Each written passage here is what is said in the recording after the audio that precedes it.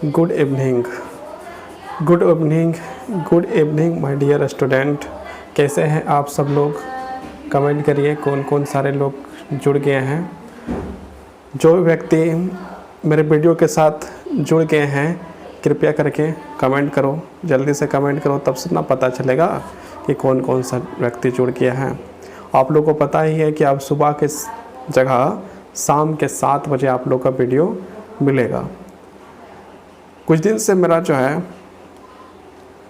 Video upload नहीं कर पाए, उसका कुछ रीज़न है जो आप लोग को पता ही है, इसलिए इसको हम दोबारा बोलना नहीं चाहेंगे। अभी हम लोग पढ़ाई करेंगे टॉपिक वाइज टॉपिक और आगे बढ़ने का प्रयास करेंगे, जल्दी से जल्दी इसको ख़त्म करने का प्रयास करेंगे। और अभी जो है कि आप लोग पढ़िएगा, क्या पढ़िएगा? अभी आप लोग पढ़िएगा अध्याय 3 सिविक्स का अध्याय 3 चुनावी राजनीति। क्या पढ़िएगा? चुनावी राजनीति। तो यहाँ पर हम लोग देखते हैं चुनावी राजनीति, ये तीसरा अध्याय है सिविक्स का, क्लास 9 है। ये बार कोड है, इस बार कोड में आप जाइएगा तो आपको ये चैप्टर जो है, इस बार कोड यदि आप लोग चाहें तो इस बार कोड को स्कैन करके आप इस अध्याय का जो है PDF निकाल सकते हैं और देख सकते हैं पढ़ के। यदि आप लोग का यदि किसी प्रकार किसी के पास बुक ना हो तो ये चीज़ आप कर सकते हैं। तो तीसरा अध्याय का नाम क्या है? तीसरा अध्याय का नाम वहाँ पर हो गया आपका, क्या नाम हो गया? चुनावी राजनीति। आप लोग चुनाव के बारे तो जानते ही होंगे, जो भारत में रहते हैं उसको तो पता ही है चुनाव क्या होता है। चुनाव जिसमें कितनी धांधलियाँ भी होती हैं, क्या क्या होती हैं, सब तो पता ही है, लेकिन यहाँ हम लोग को पढ़ना है। तो हम लोग स्टार्ट करते हैं।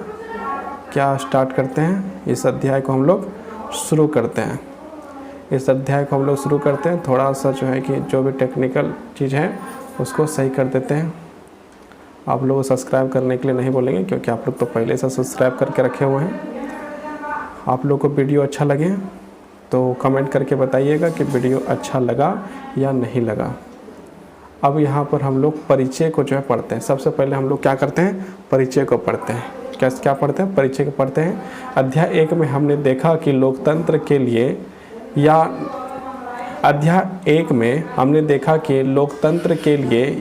या ना तो संभव है ना ही ज़रूरी है कि लोग सीधे शासन करें। मतलब क्या है? कोई व्यक्ति जो है कि सीधा शासन करता है, सीधा यदि शासन करता है तो उसमें क्या है, मतलब चुनाव होना चाहिए। चुनाव यदि नहीं हो, डायरेक्टली यदि सीधा शासन करने लगे, अपने नियम लागू करने लगे, तो ऐसे व्यक्ति को क्या कहेंगे? तानाशाह कहना पड़ता है। ये सारे व्यक्तियों का कहलाता है? तानाशाह कहलाता है। मतलब जैसे हम लोग 5 साल में भारत का जो राजनीति है उसमें क्या है, जो प्रधानमंत्री जो चुना जाता है, हर 5 साल में जो है वोटिंग होता है। वोटिंग होने के बाद जिस पार्टी को अधिक वोट मिलते हैं और जो है 543 में आधा से एक ज़्यादा जो भी सीट लाता है वो प्रधानमंत्री बनने का जो है अपना प्रस्ताव रखता है राष्ट्रपति के पास, और फिर वह जो है आपका प्रधानमंत्री बन जाता है। ये भारत का नियम है। लेकिन कोई व्यक्ति आए और सीधे बोले कि हम प्रधानमंत्री बनेंगे बिना चुनाव का, बिना कुछ का, चुनाव नहीं, कुछ ऐसा चीज़ नहीं होगा, डायरेक्टली हम जो है कि क्या बनेंगे? प्रधानमंत्री बनेंगे। तो ऐसा संभव नहीं है। ऐसे यदि हो गया तो इस व्यक्ति को क्या कहेंगे हम लोग? तानाशाह कहेंगे। इस प्रकार के व्यक्ति को क्या कहेंगे? तानाशाह कहा जाएगा। अध्याय 1 में हमने देखा कि लोकतंत्र के लिए या ना तो संभव है ना ही ज़रूरी है कि सीधे शासन करें। हमारे समय में लोकतंत्र का सबसे आम स्वरूप, लोकतंत्र के परिभाषा हम आप लोग सबको बता दिए। लोकतंत्र मतलब क्या? लोगों के लिए, लोगों के द्वारा किया गया शासन क्या कहलाता है? लोकतंत्र कहलाता है। ये किसने कहा था? अब्राहम लिंकन कौन थे? राष्ट्रपति थे। कहाँ के राष्ट्रपति थे? अमेरिका के राष्ट्रपति थे। कहाँ के राष्ट्रपति थे? अमेरिका के राष्ट्रपति थे। ये आप लोगों को जो है कि थोड़ा याद रखने की चीज़ है, आप लोग याद रख सकते हैं। हमारे समय में लोकतंत्र का सबसे आम स्वरूप लोगों द्वारा अपने प्रतिनिधियों के माध्यम से शासन चलाने का है। मतलब हम जो है क्या करते हैं? वोटिंग करते हैं। हमारे माता पिता, हमारे भाई बहन जिसकी एज जो है 18 से ऊपर हो गई है या 18 साल हो गए हैं, उन लोग वोट देने का अधिकार है, उन लोग वोट देते हैं। तो वो सारे जो है उसमें से मान लीजिए 4 कहीं व्यक्ति पर खड़ा होता है, 4 कहीं व्यक्ति खड़ा हुआ है चुनाव में, उसमें से एक व्यक्ति वोट के माध्यम से जीतता है। और जो व्यक्ति वोट के माध्यम से जीतता है उसे हम लोग क्या कहेंगे? जनता का प्रतिनिधित्व, जनता का प्रतिनिधित्व करने वाला व्यक्ति वो कहाँ जाएगा? दिल्ली जाएगा। दिल्ली में क्या करेगा? दिल्ली में हम सब लोग का बात को वहाँ पर उठाने का काम करेगा।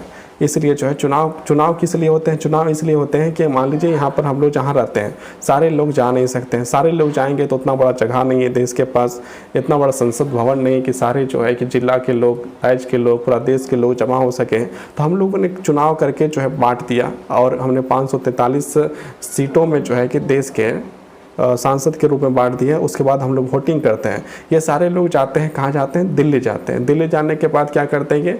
दिल्ली जाने के बाद वहाँ पर क्या करते हैं कि ये हमारे प्रतिनिधित्व करते हैं, हमारे बातों को जो है संसद भवन में रखते हैं, लोकसभा और राज्यसभा में रखने का प्रयास करते हैं। हम लोग विकास के बारे में काम करने का प्रयास करते हैं। हम लोग विकास के लिए जो प्रधानमंत्री जो बना होता है या जो भी बना होता है उसके सामने ये पेश करता है कि ये कौन सी समस्याएं जो है कि हमारे इलाकाओं में हैं, ये समस्याओं को जल्दी से जल्दी दूर करने की ज़रूरत है। ये सारे कौन रखते हैं? तो प्रतिनिधित्व तो रखते हैं। प्रतिनिधित्व तो कौन किसको कहेंगे? एमएलए या एमपी। एमएलए कहाँ जाते हैं? विधानसभा में। एमएलए कहाँ जाते हैं? विधानसभा में। एमपी कहाँ जाते हैं? संसद भवन में। समझ में आ रहा है? यदि समझ में आ रहा है तो बताइए। एमएलए कहाँ जाता है? विधानसभा में। और एमपी कहाँ जाता है? लोकसभा में। चलिए आगे देखते हैं। लोकतंत्र का सबसे आम स्वरूप लोगों द्वारा अपने प्रतिनिधित्व के माध्यम से शासन चलाने का है। इस अध्याय में हम देखेंगे कि किसी लोकतंत्र में प्रतिनिधित्व का चुनाव कैसे होता है, मतलब जो प्रतिनिधित्व होते हैं, जो एमएलए होते हैं या एमपी होते हैं, उसका चुनाव कैसे होता है, इसके बारे में यहाँ पर हम लोग को समझाने का प्रयास किया जाएगा। इस अध्याय में हम देखेंगे कि किसी भी लोकतंत्र में प्रतिनिधित्व मतलब क्या? वही प्रतिनिधित्व जो हम लोग को प्रतिनिधित्व करता है। हम लोग का प्रतिनिधित्व कौन करता है? या तो एमएलए करता है। एमएलए यदि प्रतिनिधित्व कर रहा है तो अपना बात तो कहाँ उठाएगा? विधानसभा में उठाएगा। और यदि एमपी यदि प्रतिनिधित्व कर रहा है तो कहाँ उठाएगा? लोकसभा उठाएगा। लोकसभा कहाँ होते हैं? संसद भवन में होते हैं। संसद भवन कितने वर्गों में बांटा गया है? 2 वर्गों में बांटा गया है। संसद भवन को कितने वर्गों में बांटा गया है? 2 वर्गों में बांटा गया है। एक है राज्यसभा, एक है लोकसभा। जो हम लोग के द्वारा वोटिंग करते हैं और जो एमपी लोग को चुनते हैं वो कहाँ जाकर बैठते हैं? लोकसभा में। लोकसभा में कितने सीट हैं? 543। कितने मनोनीत होते हैं? 2 मनोनीत होते हैं। समझ में आ रहा है? टोटल कितना हो सकता है? 552 हो सकता है। अभी कितना है? 545 है। ये सारे चीज़ आप लोग याद रखिएगा। हम शुरुआत यह समझने की करेंगे कि लोकतंत्र में चुनाव क्यों जरूरी और उपयोगी हैं। हम यह भी समझने की कोशिश करेंगे कि विभिन्न दलों मतलब क्या? जैसे यहाँ पर हम लोग का कांग्रेस पार्टी है, बीजेपी है, आजसू है, या फिर बहुत सारे पार्टी हैं, अनेक हैं। तो ये सारे क्या हो गए? दल हो गए। किसी देश में यदि एक पार्टी है तो उसको क्या कहेंगे? एक दल वाला पार्टी। मतलब एक देश, किसी देश में ऐसा भी होता है जहाँ पर एक ही दल है तो क्या हो गया? एक दल हो गया। यहाँ पर हम लोग के देश में ऐसा पता नहीं है कि नहीं, तो आप लोग देखिएगा पता करके। यदि एक दल वाला कहीं शासन वाला देश मिल जाए तो हम लोग देश में कितना है? बहुत सारे दल हैं। हम लोग के देश में जो है कि आरजेडी है, हम लोग के देश में जो है जेडीयू है, हम लोग के देश में एसपी है मतलब समाजवादी पार्टी, हम लोग के देश में जो है बीएसपी है मतलब क्या है? बहुजन समाजवादी पार्टी। हम लोग के देश में क्या है? हम लोग के देश में बीजेपी है, भारतीय जनता पार्टी। हम लोग के देश में कांग्रेस है, कांग्रेस पार्टी। और उसके बाद जो है कि हम लोग के देश में इस प्रकार से किया जाए तो लोकल में यदि देखा जाए, झारखंड का देखा जाए तो जेएमएम है, झारखंड मुक्ति मोर्चा। हम लोग देश में जो है आजसू है, ऑल स्टूडेंट, मैं फुल फॉर्म भूल गया, चलिए कोई बात नहीं। AJSU, ए से हो गया ऑल, जे से हो गया झारखंड, एस से हो गया स्टूडेंट और लास्ट में क्या है? यू से हो गया यूनियन। ये जो है कि आपका आजसू का फुल फॉर्म होता है। इसी प्रकार से आपका JVM है, झारखंड विकास मोर्चा। ये सारे जो है कि पार्टियां होती है।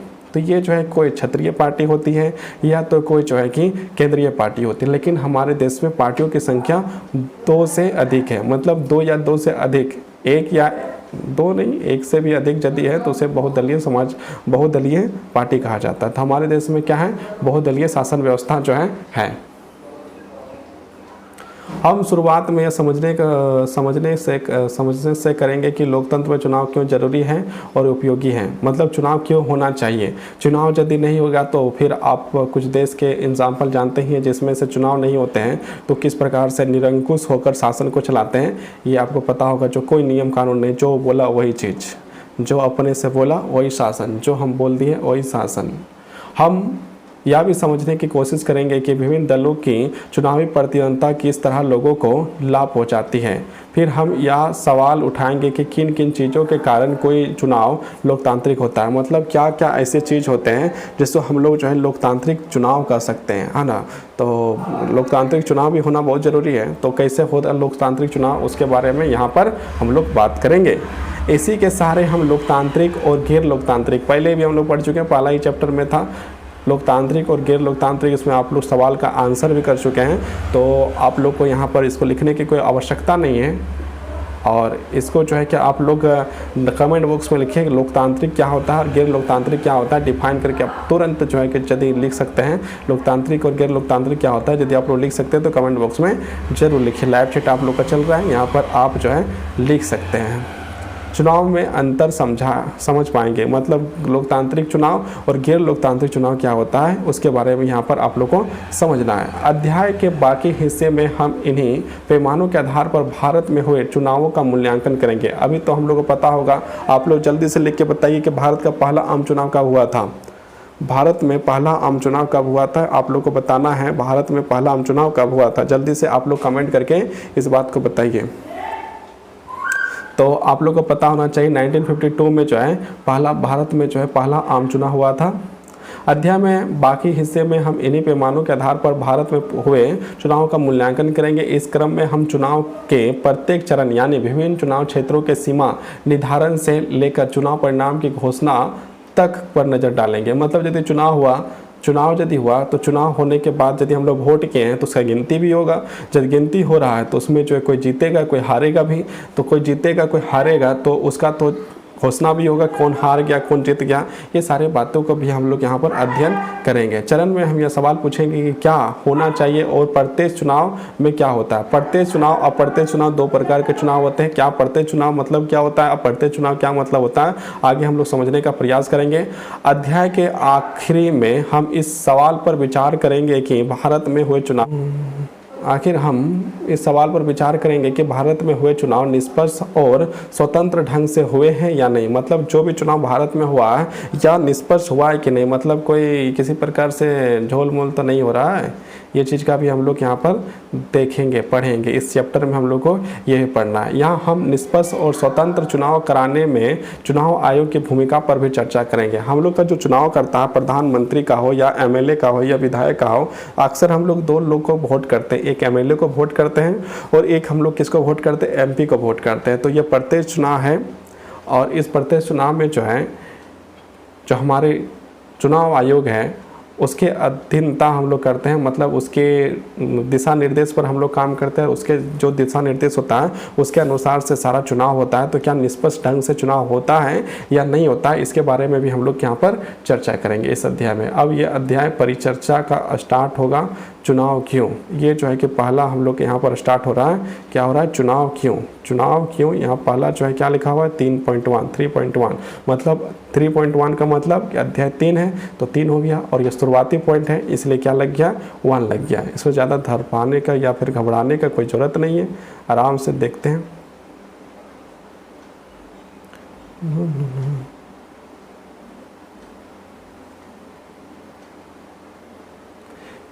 हाँ, तो हम लोग यहाँ देखते हैं 3.1 चुनाव क्यों। तो चुनाव क्यों यहाँ पर देखेंगे तो पहला चुनाव हम लोग के पास दिया गया है, क्या दिया गया है, हरियाणा जो है यहाँ पर हम लोग को पढ़ने के लिए दे दिया गया हरियाणा चुनाव के बारे में।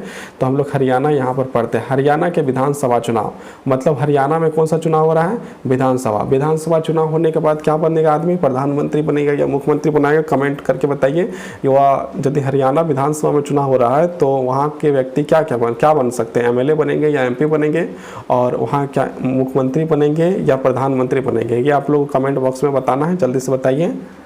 तो यहाँ पर जो हरियाणा में जो चुनाव होगा उसमें लोग जो है एमएलए को वोट करेंगे, क्योंकि यहाँ पर विधानसभा चुनाव है, जिसके कारण से वहाँ के लोग जो है किसको वोट करेंगे, एमएलए को वोट करेंगे। और एमएलए को जब वोट किया जाता है तो वह व्यक्ति क्या बनता है, वह जो है कि राज्य सरकार होती है। और राज्य सरकार होती है तो वहाँ पर क्या बनेगा, राज्य सरकार होती है तो वहाँ पर बनेगा आपका क्या, मुख्यमंत्री, वहाँ पर क्या बनेगा, मुख्यमंत्री। यदि यही एमपी को चुनाव होता तो क्या बनता, प्रधानमंत्री। ये चीज़ को आप लोग जो है कि याद रखिएगा। हरियाणा के विधानसभा चुनाव आधी रात के बाद का समय, आधी रात का बाद का समय मतलब आधा रात कब हो जाता है, जब 12 बज जाते हैं तो उसके बाद हम लोग कहते हैं आधा रात हो चुका है। जब 12 बज जाता है तो हम लोग क्या कहेंगे, आधा रात हो चुका है। तो क्या हुआ आधा रात में, आगे देखते हैं। उत्सुक भीड़ शहर के चौराहे के पास पिछले 5 घंटों से अपने नेता के आने का इंतजार कर रही है। मतलब सारे लोग जो हैं इंतजार कर रहे हैं, बहुत खुशी के साथ बहुत इंतजार कर रहे हैं। किसको इंतजार कर रहे हैं, अपने नेताओं लोग का जो इंतजार कर रहे हैं कि कब ये आएंगे, अपने नेता का इंतजार कर रही है। आयोजक भीड़ को बार बार भरोसा दिला रहे हैं। जैसे आप लोग चुनाव प्रचार के समय देखते होंगे, जब कोई नेता बाहर से आते हैं तो उस समय यदि आप लोग देखने के लिए गए होंगे तो वहाँ पर पहले से लोग जो है स्टेज बनाया हुआ रहता है, वहाँ पर जो है लोग जो अपना अपना भाषण देता है। तो भाषण देने के समय क्या करते हैं, जो मुख्य नेता आने वाले हैं और वो उसका लेट होता है तो दिलासा दिलाते हैं कि कुछ ही क्षणों में वो आने ही वाले हैं। आप लोग यहीं पर रहिए, खड़ा रहिए, आप लोग देखिए अब बहुत जल्दी जो आपके नेता आपके पास आने वाले हैं, आप लोग अपने प्रिय नेताओं को सुनने वाले, इस प्रकार के भाषण जो है दिया जाता है। तो आयोजक जो वहाँ पर जो भीड़, वहाँ पर जो लोग हैं इकट्ठा हुए थे और जो आयोजक है मतलब जो प्रोग्राम का आयोजन किए थे, वो सारे लोग ये दिलासा दे रहे हैं कि देखो किसी को जाने की आवश्यकता नहीं है, आपके नेता बहुत जल्द यहाँ पर आ रहे हैं। और वहाँ पर जो पिछले 5 घंटों से जो जनता है, वहाँ के जो भीड़ में खड़े हुए लोग हैं, वो 5 घंटे से अपने नेता को देखने के लिए, सुनने के लिए वहाँ पर खड़े थे। भरोसा दिला रहे हैं कि नेता बस अब आने ही वाले हैं। जब भी कोई गाड़ी पास से गुजरती तो लोग अपने नेता को देखने की उम्मीद से उठ खड़े होते हैं। मतलब वहाँ से कोई भी गाड़ी गुजरती तो लोग को लगता कि हमारे जो नेता, मुख्य नेता हैं वो आ गए हैं, और उन लोग जो है कि देखने लगते हैं। आवाज़, कोई भी गाड़ी का आवाज़ सुनते हैं तो ये जो है देखना शुरू कर देते हैं। उन्हें लगता है कि हमारे नेता आ गए हैं, उनको क्या लगता है कि हमारा नेता आ चुका है, अब हम लोग का इंतज़ार का घड़ी जो है ख़त्म हो चुका है, ऐसा लगता है। यह नेता है श्री देवीलाल। वहाँ का जो नेता है कौन है, देवीलाल, हरियाणा संघर्ष समिति के प्रमुख। वहाँ के जो है कौन सा पार्टी का है, तो हरियाणा संघर्ष समिति के प्रमुख हैं, मतलब अध्यक्ष है, जो गुरुवार की उस रात करनाल के भाषण देने वाले हैं। 76 वर्ष के इस नेता को आजकल जरा भी फुर्सत नहीं है। मतलब नेता का उम्र कितना हो चुका है, 76 हो गया है। उनका राजनीतिक कार्यक्रम सुबह 8 बजे से शुरू होकर रात 11 बजे तक चलता है। मतलब उसका जो है कि जब घर से निकलते हैं तो उसका प्रचार करने के लिए या फिर लोगों से मिलने जुलने के लिए या अपना कार्यक्रम को पूरा करने के लिए, तो सुबह जो है कि सुबह निकलते हैं 8 बजे 7 बजे निकलते हैं और रात के 11 बजे तक अपना काम वो करते हैं। तो मतलब 76 वर्ष के हैं लेकिन सारा कार्य जो है कर रहे हैं। तो सोचिए आप लोगों को कितना करना चाहिए। आज सुबह से उन्होंने 9 चुनावी सभाओं, 9 भाषण दे दिया। मतलब चुनावी सभा क्या है, जहाँ पर आयोजक लोग हैं, लोग इकट्ठा थे, वहाँ पर जा के भाषण दिए। तो 9 जगह पर जाकर अभी तक भाषण दे चुके हैं। आज सुबह से, मतलब जिस दिन सारे लोग 5 घंटा से इंतजार कर रहे हैं उस समय से, आज सुबह से उन्होंने 9 चुनावी सभाओं में भाषण दिया। पिछले 23 महीनों से वे लगातार जनसभाएं कर रहे हैं। 23 महीना मतलब कितना हो गया, 1 महीना कम 2 साल। तो 2 साल से जो है लगभग 2 साल में 1 महीना कम जो है लगातार क्या कर रहे हैं, लगातार वो काम कर रहे हैं और सभाओं को वहाँ पर जो संबोधन करने का प्रयास कर रहे हैं, लोगों को अपने साथ जोड़ने का प्रयास कर रहे हैं, लोगों को ये बताने का प्रयास कर रहे हैं किस प्रकार से हमें वोट देने से आप लोगों को फ़ायदा हो सकता है, किस प्रकार से हरियाणा की जनताओं को जो है कि हमें वोट देना चाहिए और क्यों देना चाहिए, इस बात को समझाने का जो है पूरी प्रयास कर रहे हैं। तो 23 महीना मतलब कितना हो गया, 23 महीना मतलब 1 महीना कम 2 साल जनसभाएँ कर रहे थे और चुनाव की तैयारी भी कर रहे थे। हरियाणा में 1987, हरियाणा में कितना 1987 1987 में हुए राज्य विधानसभा चुनाव में जुड़ी एक अखबार की खबर है। मतलब एक अखबार है जिस प्रकार हम लोग का जो यहाँ पर दैनिक जागरण और प्रभात खबर चलता है, उसी प्रकार से जो है कि हम लोग अक्सर दैनिक जागरण और प्रभात ही पढ़ने का प्रयास करते हैं या पढ़ते हैं।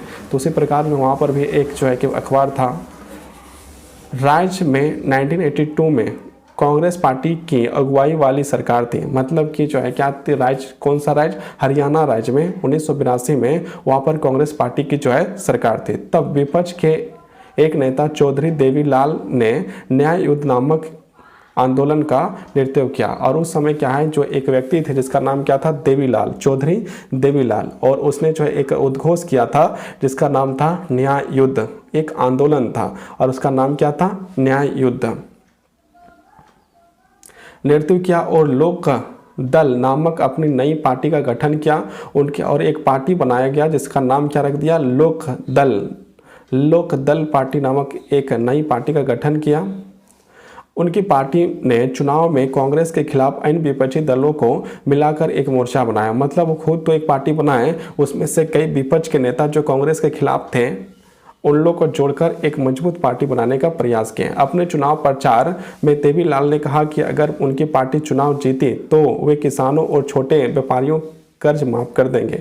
मतलब हर एक नेता, आप लोग चुनाव जैसे ही आ जाता है तो सबसे पहला उन लोग का बात होता है कि देखो हम जीत जाएंगे तो ये माफ़ कर देंगे, हम जीत जाएंगे तो वो माफ़ कर देंगे, ये चीज़ होता है। तो उस समय उनका जो है कि था कि किसान जो है, किसान को जो टैक्स देना पड़ता है, जिस लोन लिया हुआ है उन लोग को लोन के लिए जो टैक्स देना पड़ता है या जो पैसे देना पड़ता है, ये सारे चीज़ हम लोग माफ़ कर देंगे, आप जो है वोट हमें करिए। और व्यापारी क्या है, व्यापार करने वाले जो है उन्हें व्यापारी कहा जाता है कि आपको भी जो कर्ज है वो कर्ज माफ़ कर दिया जाएगा। लेकिन इन लोग भूल जाते हैं कि सारे लोग तो कर्ज लेते नहीं हैं, और जो कर्ज लेते हैं उसको तो चुकाते चुकाते वो जो है कभी क्या हो जाते हैं। महाराष्ट्र का एग्जाम्पल ही आप लोग देख सकते हैं। तो ये चीज़ है। उन्होंने वादा किया कि यही उनकी सरकार का पहला काम होगा। मतलब सरकार का पहला काम क्या है, किसान का और व्यापारियों का जो कर्ज है वो माफ़ कर देगा। आज तक तो मेरा हुआ नहीं।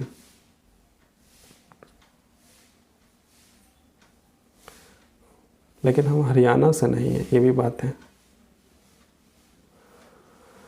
लोग तब सरकार से नाखुश थे। नाखुश मतलब हम लोग क्या कहते हैं, हैप्पी, और एक होता है अनहैप्पी। तो नाखुश मतलब अनहैप्पी, मतलब सरकार से जो है खुश नहीं थे। वे देवीलाल के वायदे की तरफ आकर्षित हुए। मतलब जो व्यक्ति थे देवीलाल उनके और जो है आकर्षित हुए कि माफ़ कर देंगे, तो बोला चलो ठीक है तो माफ़ कर दो। तो सारे लोग आकर्षित हो रहते हैं। इसलिए जब चुनाव हुए तो उन्होंने लोक दल और उनके सहयोगी दल के पक्ष पर जमकर वोट दिए गए। मतलब जब लोगों ने कहा कि फ्री फोकट का मिल रहा है तो चलो इसको जिता दूँ, बाद में मिला कि नहीं मिला आगे देखना पड़ेगा।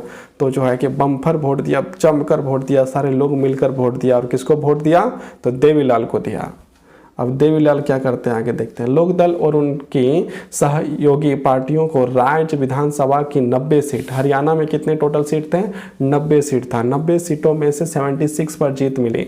मतलब कि 90 से 90 जितना सीट वहाँ पर था उसमें से 76 सीट उन्हें मिल गया। हारे कितने, तो हारे कितने सीट हारे, तो 4 जोड़ दीजिए तो 80 हो गया, 10 14 सीट हार गए। बाकी सारा का सारा जो है सीट जो है कौन जीत गया, देवीलाल जीत गया। क्यों जीत गया, क्योंकि उसने कहा मैंने कर्ज माफ़ कर दूंगा। और लोगों ने कहा चलो तुम बहुत अच्छा है, कर्ज माफ़ कर देता, लो वोट, तो दे दिया वोट। लालच, हर आदमी लालच के पीछे भाग रहा है। 90 सीटों में से 76 पर जीत मिली। लोक दल को अकेले में ही 60 सीटें मिली। लोक दल जो है मतलब गठबंधन बनाया गया था, तो गठबंधन में जो है कि लोक दल जो है उनको 60 सीट अकेले मिली, और जो उनके साथ मिले थे अलग पार्टियां उसमें 16 सीट उसे मिले। और हारे कितने, तो 14 सीट हार गए। तो 14 सीट किसको मिला होगा, कांग्रेस को मिल सकता है या फिर अन्य पार्टी को मिला होगा। 60 सीटें मिली और उससे स्पष्ट बहुमत मिल गया। मतलब बहुमत प्राप्त करने के लिए कितना चाहिए, 90 है तो 90 का आधा और एक ज़्यादा। 90 में आधा और एक जाता तो 90 का आधा कितना हो गया, 45 हो गया। 45 में एक जोड़ दीजिए तो कितना हो गया, 46 हो गया। 46 में कोई भी व्यक्ति जो है हरियाणा में जिसके पास 46 से अधिक सीट है वो जो है, या 45 से अधिक सीट है या 45 सीट है, तो सरकार बनाने के लिए पेश कर सकती है। मतलब कि आधा से सरकार बनाने के लिए क्या चाहिए, आधा से एक ज़्यादा। तो यहाँ पर 90 था, 90 में से आधा कीजिए तो 45 होगा। 45 में एक जोड़ दीजिए 46 होगा। इसके पास 46 सीट आ गया, मतलब ये सरकार बना सकता है। लेकिन इसका खुद का ही 60 सीट आ गए हैं। इसके जो मिले जुले दोस्त लोग थे, उनके पार्टी लोग जो इनके साथ मिलकर चुनाव लड़े थे, उससे जो है 16 सीट मिला और बाकी 14 सीट जो है हार गए। तो 14 सीट किसे मिलता है ये हमें देखते हैं आगे जाकर।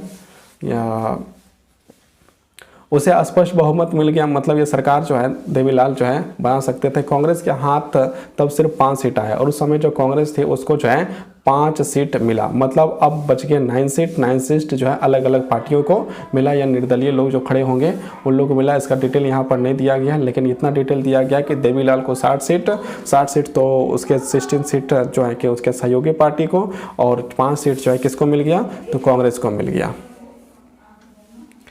चुनावी नतीजों की घोषणा के बाद तत्कालीन सरकार के मुख्यमंत्री ने पद छोड़ दिया। मतलब क्या है कि कभी भी चुनाव होता है, जहाँ भी चुनाव होता है, जैसे हम लोग का जो है 2014 में चुनाव हुआ था, भारत में जो है प्रधानमंत्री के लिए, एमपी के लिए चुनाव हुआ था, तो उस समय उससे पहले जो है कौन हमारे प्रधानमंत्री हुआ करते थे, हमारे प्रधानमंत्री कौन हुआ करते थे, तो उस समय मनमोहन सिंह हुआ करते थे। जब चुनाव का नतीजा आया, चुनाव जो है कि बीजेपी के पक्ष में चल गया, तो फिर उसने जो है कि अपना नतीजों को देखने के बाद पद को छोड़ दिए, और अभी जो है नरेंद्र मोदी जो है सरकार में 14 से जो है 14 में से 5 साल के बाद फिर चुनाव हुआ, फिर बीजेपी जीत गया। तो बीजेपी जीतने के बाद क्या है, फिर से बीजेपी जो है, और यदि बीजेपी हार जाती है तो फिर इनको भी पद जो है छोड़ना पड़ेगा, छोड़कर जो है किसी जो व्यक्ति जीता होगा उसको देना पड़ेगा। इसी प्रकार हम लोग झारखंड देखते हैं, तो झारखंड में किनका सरकार था, रघुवर सरकार का था। रघुवर सरकार है, उन्होंने बीजेपी थी, बीजेपी सरकार, रघुवर सरकार, और चुनाव हार गए। तो अभी किसका सरकार चल रहा है, हेमंत सोरेन का जो है सरकार चल रहा है।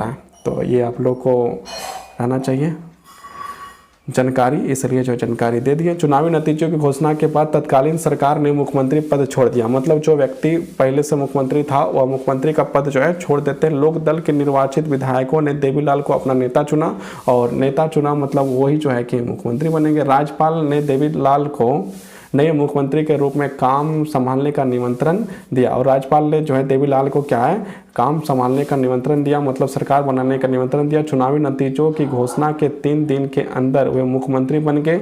मुख्यमंत्री की शपथ लेने के तत्काल बाद उनकी सरकार ने एक आदेश जारी करके छोटे किसान, खेतीहर मजदूर और छोटे व्यापारियों के बकाये ऋण को माफ कर दिया। जब भाषण दिए थे तो उसमें बोला किसानों का जो है ऋण माफ़ कर दिया जाएगा, और व्यापारियों का जो है कि ऋण माफ़ कर दिया जाएगा। लेकिन जब चुनाव जीत गए तो यहाँ पर जो है छोटे किसान की बात आती है, छोटे किसान का कर्ज जो है माफ़ कर दिए। खेतीहर मजदूर लोग का उनका जो है कि ऋण माफ़ कर दिया गया, और छोटे व्यापारियों का जो ऋण जो है माफ़ कर दिया। मतलब अपना जो है कुछ तो वादा निभाए हैं, और वादा जो है निभाकर पार्टी को मजबूत बनाए हैं।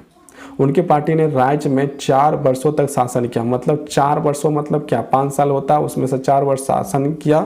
अगले चुनाव 1991 में हुए, इस बार उनकी पार्टी को लोगों का समर्थन नहीं मिला, और इसके बाद जो है कि दूसरी बार देवीलाल जो है जीत नहीं पाए। कांग्रेस पार्टी ने चुनाव जीता और सरकार बनाई। उसके बाद क्या है, कांग्रेस ने जो है कि चुनाव जीता जाता है कांग्रेस के द्वारा, और कांग्रेस जो अपनी सरकार बनाती है। आज का क्लास यहीं पर हम लोग को, यहाँ पर एक आप लोग का जो है कुछ काम का है, तो इसे जो है कि आप लोग पढ़िए, खुद करें, खुद सीखें। क्या लिखा है, क्या आपको मालूम है आपके राज्य में विधानसभा के पिछले चुनाव कब हुए थे? तो आप लोग को यहाँ बताना है, आप लोग का राय जैसे जो भी है, तो उस राज्य में चुनाव कब हुआ था इस बारे में बताना है, कब हुआ था। तो आपको लिखना है आपके इलाके में पिछले 5 वर्षों में और कौन से चुनाव हुए हैं। मतलब वो पंचायत चुनाव होते हैं, एमपी का चुनाव होता है, एमएलए का चुनाव होता है। तो आप लोग जो है ये भी बताना है कि कौन कौन सा चुनाव हुए या नहीं हुए हैं, या हुए हैं तो क्या है। तो ये भी बात आप लोग को बताना है। इन चुनावों के स्तर, राष्ट्रीय, विधानसभा, पंचायत वगैरह, उनके होने का समय, और उसमें आपके क्षेत्र में चुने गए व्यक्ति के पद, सांसद, विधायक, पार्षद वगैरह को भी दर्ज करें। तो ये आप लोग का वर्क है, काम है, इसे आप लोग करें। और ये आप लोग का आज जो है कुछ दिन के बाद फिर से शुरुआत है वीडियो का। आप लोग को रोज प्रत्येक दिन मैं वीडियो देने की कोशिश करूँगा। कल भी आप लोग को वीडियो 7 बजे शाम को मिलेगा। बाय बाय, खुश रहिए।